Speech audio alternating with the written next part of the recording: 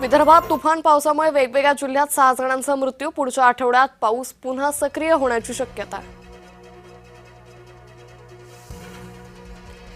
मराठवाड्यात 8ही जिल्ह्यात दमदार पाऊस. 24 तासात 68 मिलीमीटर पावसाची नोंद. 233 मंडळात अतिवृष्टी.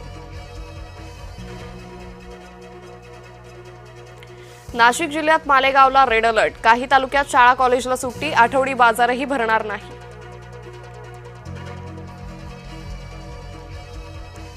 उद्यापासून वादळी पावसाचा जोर ओसरणार. बंगालच्या उपसागरातला कमी दाबाचा पट्टा पुढे सरकला. रविवारपासून पावसाची विश्रांती.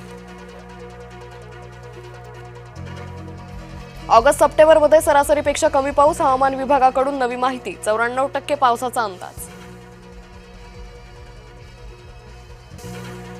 नागपूर मुंबई महामार्गाला पावसाचा तडाखा. जळगाव जिल्ह्यात उड्डाणपुलाचा भराव खचला. अमरावतीत रात्रभर बचाव कार्य. बेंबडा नदीच्या पुराचा तडाखा. मंगळूर चव्हाळा पोलिसांची मदत. संभाजीनगरमध्ये झेडपी सदस्य ज्योती शिंदे यांचं सदस्यत्व धोक्यात. कुणबी जातीचं प्रमाणपत्र अवैध. प्रहारला मोठा धक्का.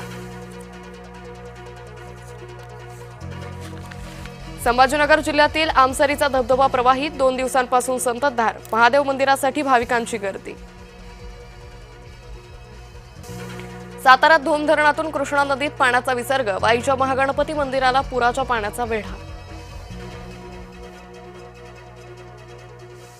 अल्निनोच्या सावटातही पुण्यात विक्रमी पावसाची नोंद. जुलैमध्ये 709 मिलीमीटर पावसाची नोंद. साधारणपणे दुप्पट पाऊस पडला.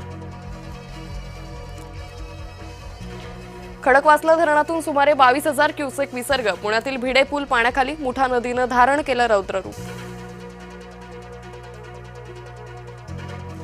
पुण्याच्या एकता नगरमध्ये शिरलं पाणी. अग्निशमन दलाकडून मदत कार्य सुरू. वृद्ध व्यक्ती आणि 22 दिवसांच्या बाळाला वाचवलं. डहाणूमध्ये पावसामुळे साकव गेला वाहून. रुग्णालयात नेताना हाल. पालघर जिल्ह्यातील डोंगरीपाडा येथील घटना. धुळे शहरासह जिल्ह्यात मुसळधार. शहरातून वाहणाऱ्या पांझरा नदीला पूर. शहरात सखल भागात साचलं पाणी. पुण्यातल्या हिंजवाडीत क्रेन उलटली. अवैध होर्डिंग हटवताना मोठा अपघात. कुठलीही जीवितहानी नाही. शिक्षा नाही तर संवाद. तिरस्कार नाही तर मार्गदर्शन. नरेंद्र मोदींकडून इन्स्टावर नवा व्हिडिओ अपलोड.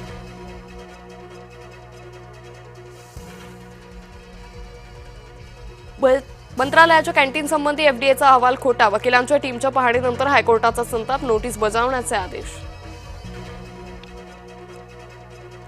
अमरावतीच्या दर्यापुरात ज्वेलर्सवर धाडसी दरोडा. बंदुकीचा धाक दाखवत अर्धा किलो सोनं. 13 किलो चांदी लुटली. मुजोर रमेश म्हात्रेचा जेलमधील मुक्काम वाढला. जामीन देण्यात मुंबई उच्च न्यायालयाचा नकार. जामिनावरील पुढील सुनावणी 6 ऑगस्टला. भोंदू अशोक खरातचा दावा. शिर्डी पोलिसांकडे. समता पतसंस्थेतील बनावट खाती प्रकरण आज भोंदू खरातला न्यायालयात हजर करणार. पश्चिम रेल्वेवर आज तर मध्य रेल्वेवर उद्या ब्लॉक. मध्यरात्रीनंतरच्या गाड्यांवर परिणाम. काही फास्ट गाड्या स्लो ट्रॅकवर वळवल्या.